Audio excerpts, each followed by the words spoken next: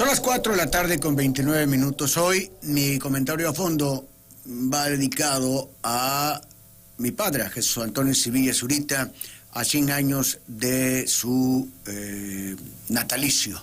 Lo compartimos en telereportaje, pero vale la pena también compartirlo en este momento.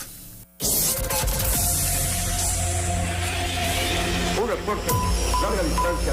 Que se transmita el legado de Sivilla Zurita.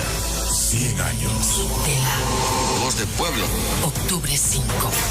Hoy, el testimonio de Jesús Antonio Sivilla Oropesa.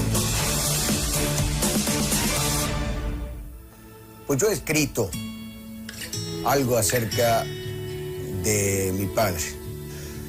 Chucho Sivilla me enseñó lo poco que sé de radio, aunque también conté con otros maestros en mis inicios. Pero mi padre enseñaba sin decir mucho. Tenías que observar y aprender, y si no aprendías, te iba mal. Del reportaje nació 9 meses después que yo, y por lo mismo, en todos los recuerdos de mi vida está el periódico del aire. Yo siempre quise ser comunicador, aunque no lo sabía. Escuchar y ver a mi papá ejercer la comunicación radial me motivaba para querer hacer lo mismo. Él era mi ejemplo a seguir. Mi papá, como maestro, fue muy duro. Parecía de fierro, inquebrantable en sus decisiones y en su método de educar. No daba explicaciones, solo exigía y no daba tregua. Cuando me equivocaba o no hacía lo que me indicaba, me llevaba unas regañizas inolvidables. Yo me enojaba mucho con papá y me sentía maltratado. Hoy le agradezco ser tan detallista en las correcciones porque logré aprenderle algo. Me retaba, me trataba duramente, parecía impenetrable, intratable, y él lo que quería era formar a un hijo fuerte, recio, capaz de enfrentar cualquier reto, digno de la herencia del noticiero. Papá nunca me dio domingo. Recuerdo que un día que necesitaba dinero me dijo: si quieres tener dinero para salir al cine con tus amigos, tienes que ganártelo. Y primero fue barrer patios y lavar carros, limpiar ventanas, además de leer por lo menos 20 minutos diarios. Y decirle después de la lectura de qué se trató esta, qué había leído ese día. Después de eso me daba mi paga, que apenas alcanzaba para la entrada al cine, las palomitas y un refresco. A veces no quedaba para el taxi, entonces tomaba el camión que me dejaba en el Parque Tabasco, hoy Tomás Garrido.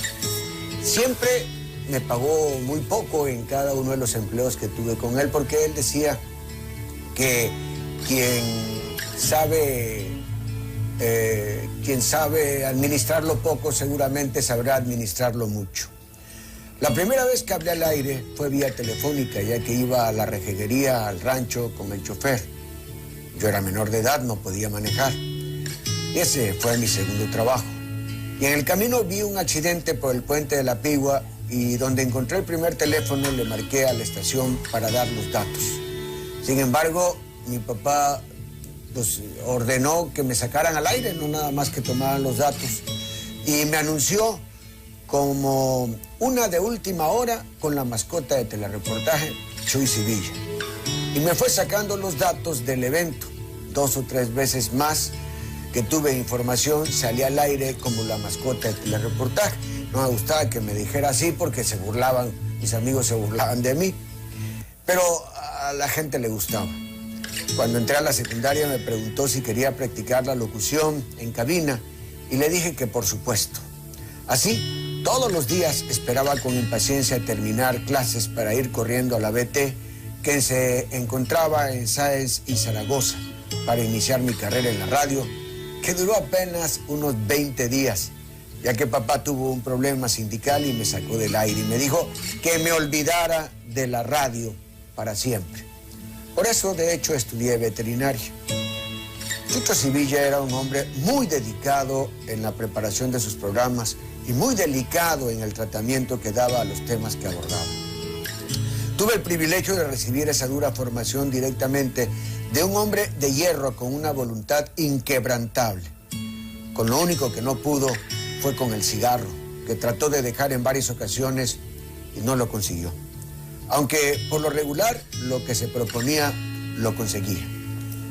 Chucho Sevilla fue un hombre que logró hacer un capital con el sacrificio del ahorro. Primero, cubría las necesidades de la familia, luego separaba una cantidad para el ahorro que apenas se presentaba la oportunidad, la invertía en algo productivo. Y luego, si quedaba centavos, era para alguna diversión.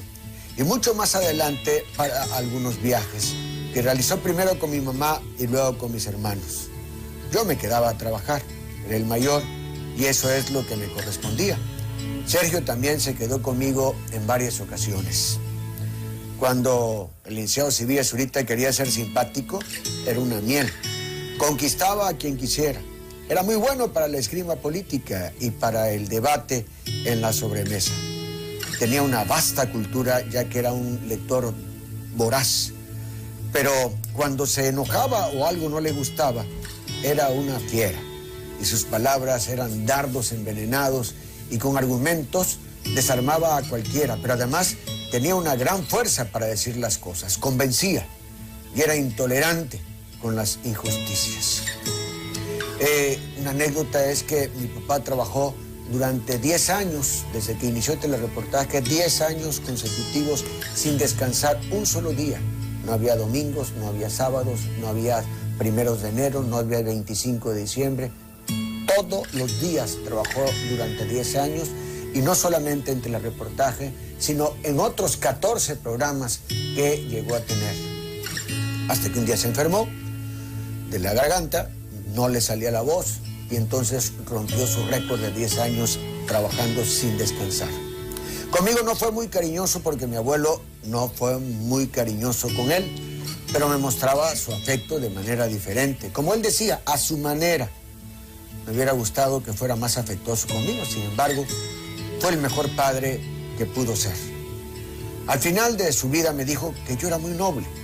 Cuando murió supe que a sus amigos les hablaba con mucho orgullo de mí. El hombre de Jalapa fue una persona que nunca se traicionó, que privilegió sus ideales, que creyó en sí mismo y que amó a su familia con todas las fuerzas de su corazón. Fue el mejor padre que pudo ser y a pesar de que en muchas ocasiones no le entendí, siempre lo amé y admiré y hoy lo admiro y amo más que nunca.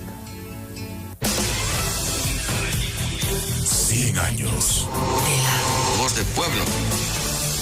Octubre 5. Bueno, y para rematar, voy a esperar que está aquí uno de los nietos para también preguntarle sobre el abuelo. Jesús Antonio y Jerry, los dos nietos mayores, uno hijo de mi hermano, Jerry, hijo de mi hermana Leti, y Jesús Antonio, hijo de nosotros, de Ángeles y mío, sí conocieron a mi padre. Tenía como 3 años o 4 años cuando Jesús Antonio y Jerry, cuando mi papá falleció.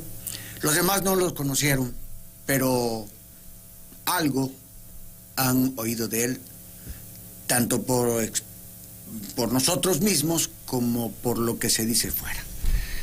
¿Cómo percibes a tu abuelo así en forma general, Juan Pablo?